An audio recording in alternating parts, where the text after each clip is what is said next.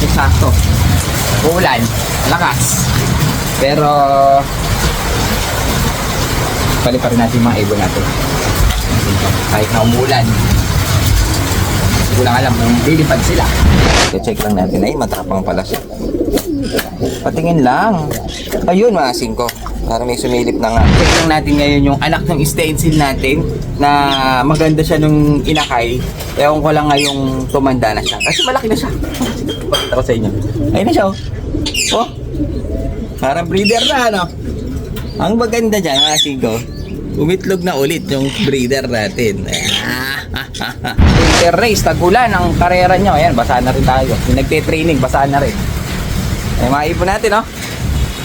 Muulan na, ang taas pa rin. Yan!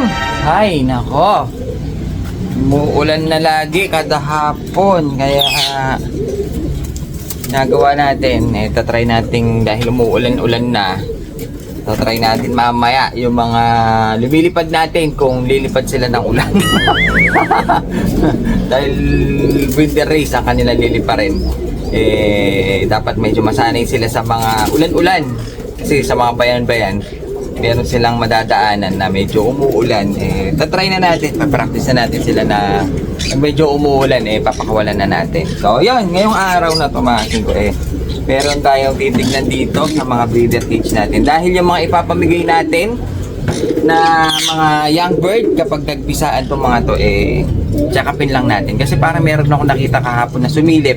Kaso hindi ko na nagawang videohan at hindi ko nagawang mapuntahan na. Dahil nung hapon nga, sobrang lakas ng ulan, mga. So parang may ipo-ipo pa. So, eto, pakita ko sa inyo.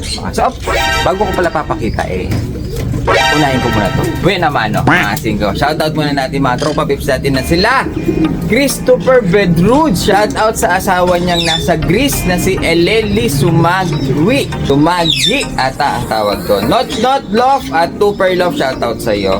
Kay Edwin Ogayon, shoutout. Dano One, shoutout kay Kelly Day at Justed, mga singko. Kay Neil Nuki, shout out sa anak niyang si Maniela Ann Nuki, shout out sa iyo. Kay I Love My Family, shout out kay Sir Acosta. Maganda yung pangalan mo, I Love My Family. At last na natin, mga singko, si John Carl Guillermo. Hindi daw ako namamansin, baka hindi kita nakita. Saan pa kita nakita? Sa tindahan. So ayun, kung hindi man kita napansin, kung bumili ka man dito, pakilala ka. Dapat tawagin mo ako, Pogi! So ayun, kay John Carl Guillermo, pasensya ka na. Baka busy ako nung araw na yun, pasensya ka na. Kay John Carl Guillermo, shoutout sa'yo. So ayun, check na natin. Kasi dito, mga singko, meron akong mga pinagsasalang na parang may nakita ako kahapon. Kaso hindi ko talaga siya napasyalan dahil sobrang lakas ng hangin. At saka ulan. Pag kasing ganun, dito kasi open, mga singko. Wet look ang dating natin, basa tayo, kaya hindi ko na siya napuntahan. Ngayon, check lang natin itong ating, ito kasi yung nauna nating sinalang, mga singko, si Roger Florison na naglilimlim pa. Tignan ko lang, baka mamaya nakapagpapisahan siya. Kasi parang meron ako nakitang ginagano niya kahapon, inaayos na sa kanyang tuka. Check lang natin. Ayun siya, mga singko. Yung ating hen na kay Boss Mac at saka itong ating by research na pangalan na ito, alam na naman dumi. Na Roger Flores, check lang natin. Ay, matapang pala siya. Patingin lang. Ayun, mga singko, parang may sumilip na nga. Wag na natin guluhin, tanggalin na lang natin tong shell. Ayun, may nakita na ako. Yun, may nakita na ako. So ayan, one down. Ito kasi, mga singko, isa lang.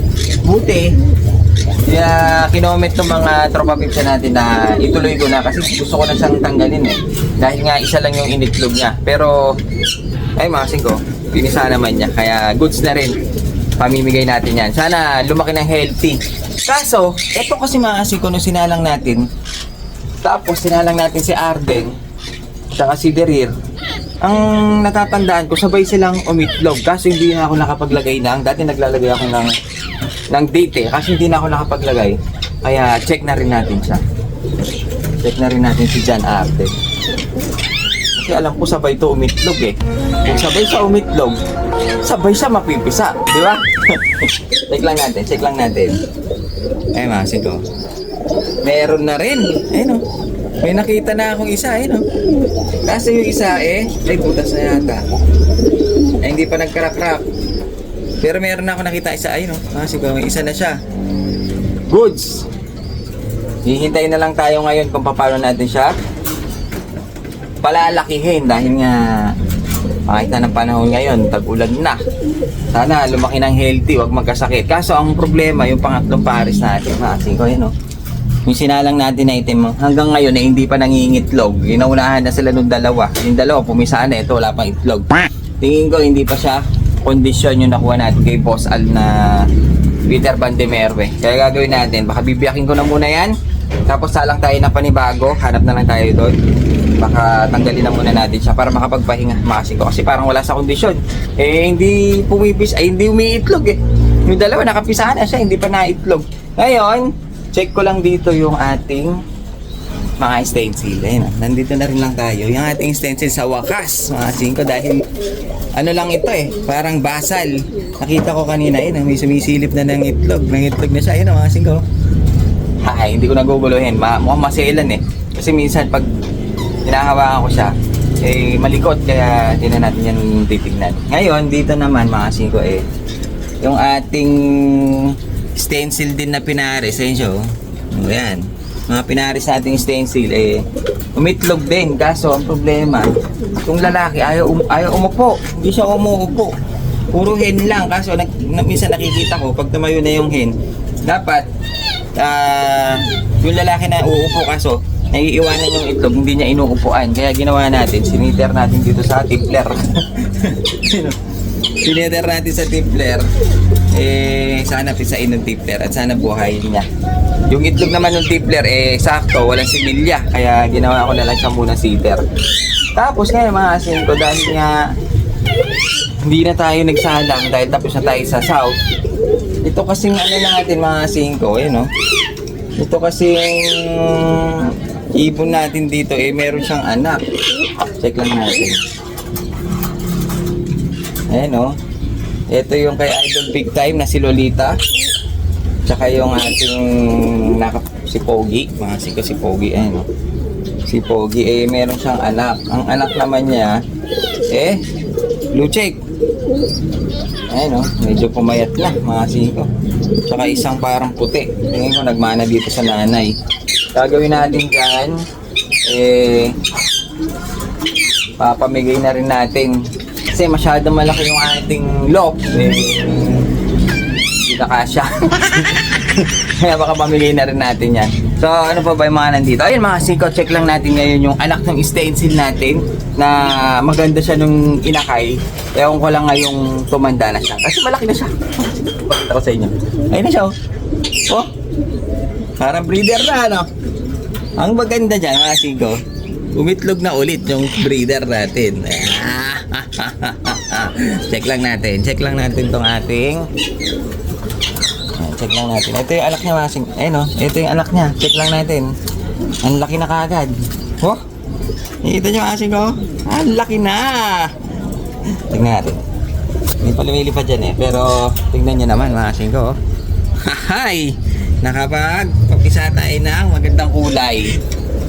Ayan. Bali ito, nung young bird to, halos ganito talaga kulay. Kasi nung bumukay yung kanyang stick, brown na. Kaso itim talaga yung kanyang pakpak makasing ko. Buntot, itim. Nung lumaki siya, ayun na siya. Napakaganda na yan. Dito sa maliwanag, ayun, no? Kaso hindi ko pa alam talaga yung kulay nito dahil hanggat hindi pa naglulugon, hindi pa talaga natin alam ang kulay ng stencil. Maganda siya sa inakay, mamaya pag naglugon, pumangit, di ba? Pero sana, manalangin tayo na maganda siya. Pero sa tingin ko maganda siya. Dito pala siya sa young bird, maganda na. So ayan, mukhang naka-jackpot tayo. Ang laki na niya, oh. Ayan siya nga ko. Ganda na ng kulay niya. Isang stencil ang napaanak natin. Nag-iisang anak pero sulit naman ang ating paghihintay dahil tingnan niyo naman ang ganda. Yung kanyang ulo mangitim-ngitim Sa bandang leeg niya ma-brown-brown pero maganda siyang pattern. Sana kuminis pa. Luminis pa yung lace niya mga singko dahil nga gusto ko yung mga ganun, yung malinis ang lace no? Ayun, no? Hahay! Saan ka pa, boy? Ngayon, nanghihintay natin yung susunod na clutch. Dahil dyan tayo, be-break na natin yung anak, medyo tumutukan eh. Para makapag-condition na ulit yung lalaki bago mapisa yung kanyang inakay. Dahil nga magsusubo na naman siya sa susunod. So ayan, ang gagawin natin eh, magpapakain na tayo. Dahil kada hapon eh, umuulan na. Kaya gagawin na natin eh, magpapakain na tayo lahat. Para pagdating ng hapon eh, safety na tayo. Kasi wetlock tayo eh. Pero iba nga natin umulan. Papalipad din natin yung mga kalapati natin. Kung lilipad. Singko, meron ako napansin dito sa ating ibon. Kung makikita nyo siya eh, black check. Tingnan nyo naman, napakaganda nito. Black check, white flight, maganda mukha, pogi, lalaki, maganda rin ilong, medyo malaki, mga singko. Kung titignan natin eh, wala naman siya diferensya. Kaso kanina, meron ako napansin sa kanya. Nakakaiba. Ito mga singko, pakita ko sa inyo. Dahil dito, sa kanyang itsura dyan mga singko, eh poging-pogi siya.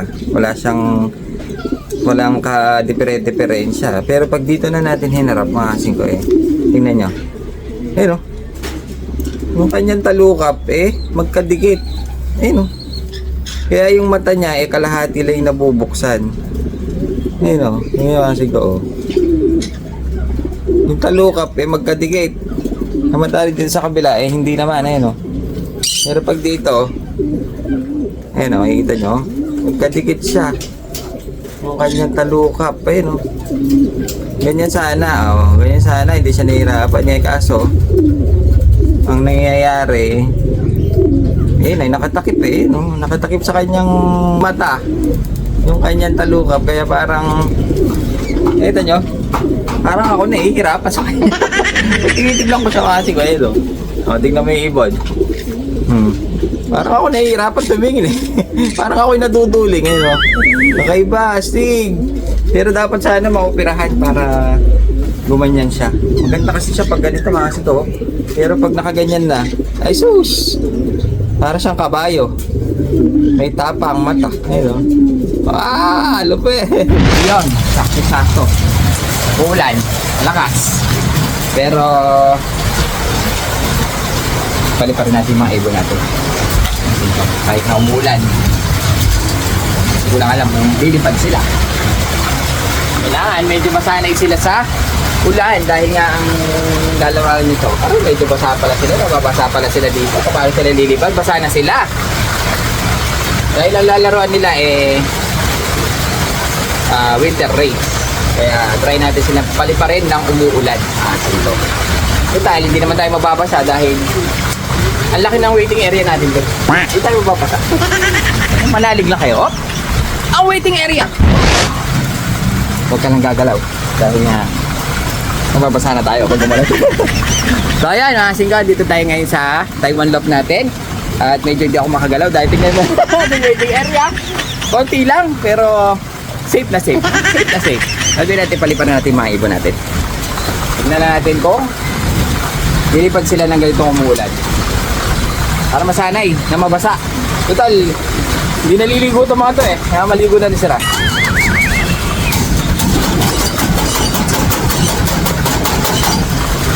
Bumagsak. Bumagsak na kasi ko dahil nga nababasa pala sila dito.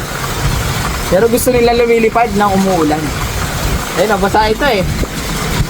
Kasi ko, lumilipad sila. Para masanay. Nakikita mo dito yung mga hindi sanay lumipad sa ulan. Gumanda po agad, pero yung iba lumilipad. Gagawin natin.